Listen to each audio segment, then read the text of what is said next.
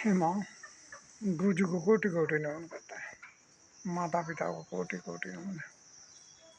हे शक्ति, आपको कोटि कोटि नमन है। भारत पिता को कोटि कोटि नमन है। संदेश बड़ा है और बड़ा ही विचलित है। इंसान कोई भी हो, भारत पिता उसको लेके ही चलते हैं। कहा जाता है, तुम ही हो माता पिता, तुम ही हो साथी, तुम ही सहारे, तुम ही हो नैया, तुम ही केवैया, तुम ही हो बंधु सखा, तुम ही हो, मतलब तुम ही हो नैया। नाव भी ये सकल सूरज शरीर क्या का रहने की जगह भी तुम्हें हो, और ज्ञान बात भी तुम्हें हो।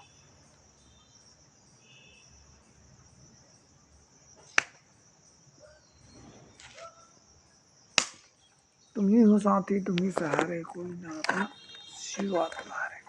तुम्हारे सिवा है शक्ति इस संसार में किसी सकल सूरत के लिए कोई नहीं होता है। किसी का ज्ञान बात आप जैसे बना कर दोगे वैसा वो कार्य करेगा। फर्स्ट चीज ये हो गया। सेकेंड चीज, धरती पे जितने भी मनुष्य जीव जंतु पंछी है, सभी आपको प्राप्त का लूट कर कोटि कोटि अपने लिए नमन जरूर करते हैं। हे माँ, उनके पुकार, क्योंकि चुचुहिया मतलब चिड़िया, जो मतलब चुचुयाती है, इंसान बोलता है, जो इंसान चुचुयाता है उसको बोलना कहते हैं। जितने भी वस्तु, जितने भी मनुष्य जीव हो, जंतु हो, सभी इस प्राप्त काल होते अपना कार्य में लग जाते हैं और परमात्मा माता पिता से ही मांगते हैं, हे प्रभु, हे पालनहार, इस जग में तो पालनहार आप ही है। सबकी नैया जितनी भी सकल सूरत है आपने मतलब भूख बनाया है, उसका आहार भी आप ही देते हैं। साथ ही कहते हैं कि माता पिता को कोटि कोटि नमन करते हैं। इंसान के जरिए एक दूसरे से कमा कर दें तो, या बच्चे वो कमा खुद के शरीर से कमा ना सके तो खुद से दे तो माता पिता बन के,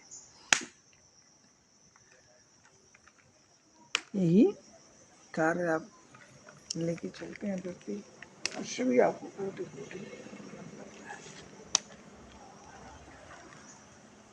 इस धरती पे दाल चावल ही खाना है, और पहनना वस्त्र ही, और चलना पैर से ही, हाथ से ही दिखना है, कार्य करना है। फिर किस बात का झमेला है। रहना अपने छत ईटा पत्थर के घर में।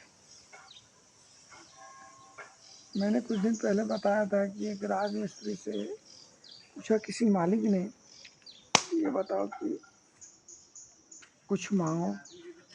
बोला कि बड़ा सुंदर घर है।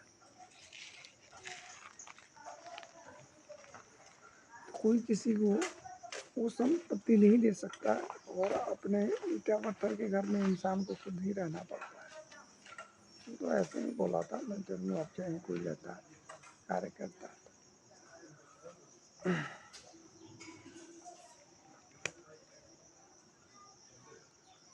ऐसे कोटि कोटि नमन है, कोटि कोटि माता पिता को नमन है।